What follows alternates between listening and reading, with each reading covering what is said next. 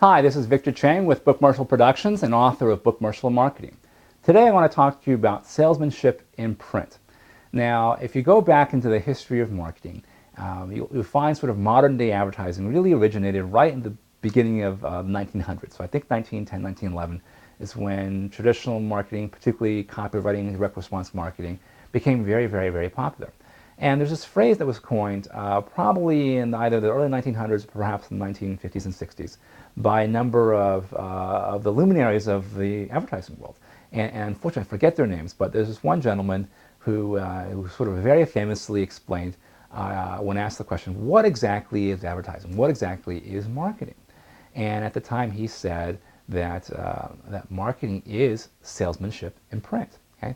It's taking a sales message and putting it in print. And I think that is a very, very insightful definition. And I have yet to find a better way of articulating what exactly is advertising and marketing. The only exception being that in today's multimedia world, you might say, since a lot of media isn't in print anymore, you might say that advertising and marketing is salesmanship multiplied through media. And I want to talk to you about that. It's a point of view, I think, that a lot of people in advertising, certainly, and a lot of people who are in marketing sort of fundamentally misunderstand. And I think salespeople will get it. People who are in sales understand this. But a lot of marketers and advertisers just don't understand this point, that the purpose of advertising and marketing is to sell. Okay? It's not necessarily to have pretty colors, although sometimes that helps. It's not to have cute slogans that are clever but don't actually say anything that's beneficial to the audience.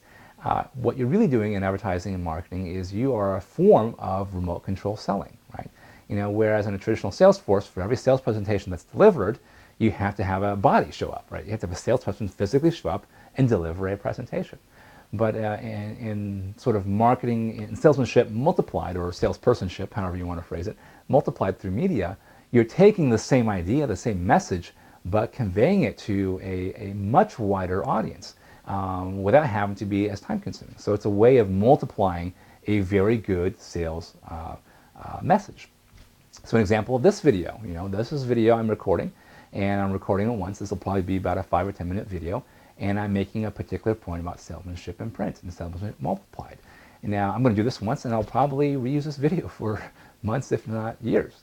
And I can have literally 1 million people watch this video, and I could be doing anything else I want to be doing in my work.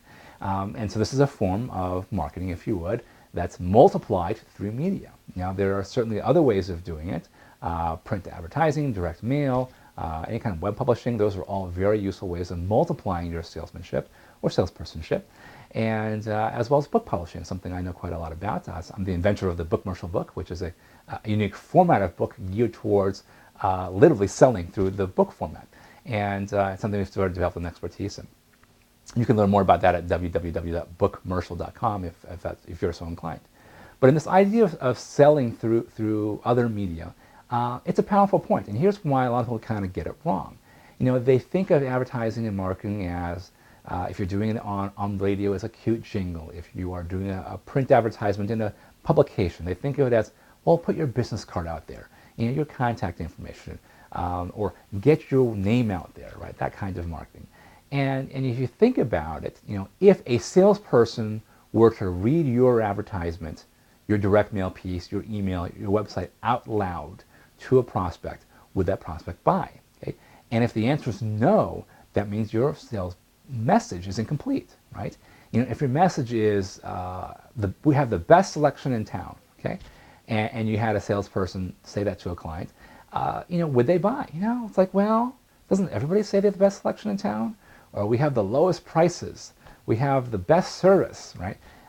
You have to really think much harder about what is it going to take to get a prospect interested in actually doing business with you.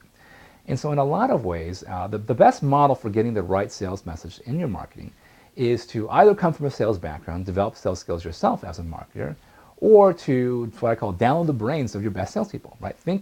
Go out with your best salespeople, figure out what they're saying, figure out what questions prospects are asking, and then take that idea and then put it in other media. Put it in a video recording, do an audio CD recording, publish it as white paper, publish it as a book or bookmercial, write articles, give speeches, give lectures, build seminars around that.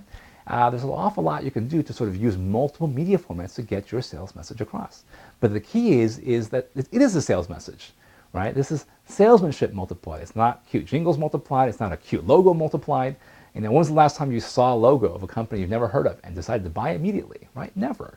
You know, at best, you sort of saw a logo you've done business of a company you've done business with that reminded you they existed after they spent about $1 billion creating that logo and the brand behind it. But generally, there's got to be sort of more of a sales message inside most marketing and advertising. What are you trying to get across?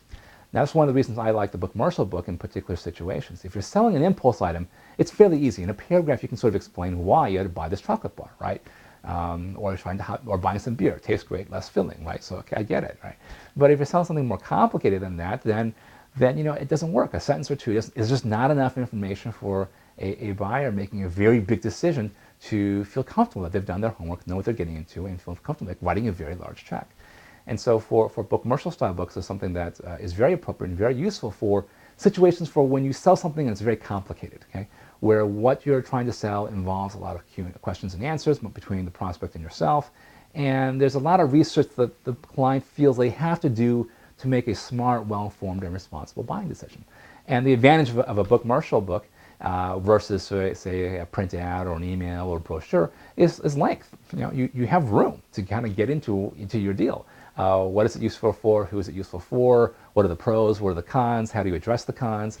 You know, those kinds of things. And in a 10-page brochure, you don't have the room. In a brief cold call, there's no way you kind of get the whole message across. But in a book Marshall, you have literally, if you read the book Marshall out loud, it's essentially a 2 to 3 hour presentation, right? And for the kind of client that's very eager to buy, very research hungry, insistent on doing their homework before spending a lot of money with you, they're going to want to do their homework, right? And reading the book Marshall where it has the full length of the information that really lays out, you know, gives out the background information that a client needs to understand their particular situation, lays out all the various options, the pros and cons of each, and then of course sort of highlights the one you want your company's offer. It's a very powerful marketing medium, and it's a very good way to have salespersonship in print. And something that I would consider you look into. You can learn more about it at our company website at www.bookmarshall.com. That's BOOKMERCIAL.com. But moving on, so the whole idea of salesmanship in print, it's something I encourage you to do. If you are more of a salesperson, you have, or in a sales role, that's your background, and you have advertisers and marketers you work with, hire ones that know how to sell, you know, or hire ones that know how to listen to people who know how to sell. Both can work quite well. What you don't want is somebody who's in charge of advertising and marketing who has either never sold a thing in their life, or has never sold a thing in their life and doesn't realize it, which is probably even more dangerous. You know, people who don't know how to sell but know how to listen to people who've sold before, you know, that can work, right? Because they can master the medium, but kind of get the message from people who have feet on the street, who are talking to customers every single day. But the key idea is you want to take what's selling, what's working, the big ideas that's working in your sales presentations, and get it into other media, books, public speaking, videos, audios, not brochures. Brochures are too small. White papers are good for that. Websites, guides, online guides. Any of those formats are all very useful for getting your point across and selling through other media. So that's my point for the day. Hope you found it useful. If you'd like to see more videos, just visit our website library at www.bookmarshall.com/videos. And hope to see you on another one of these videos soon. Thanks, and have a great day.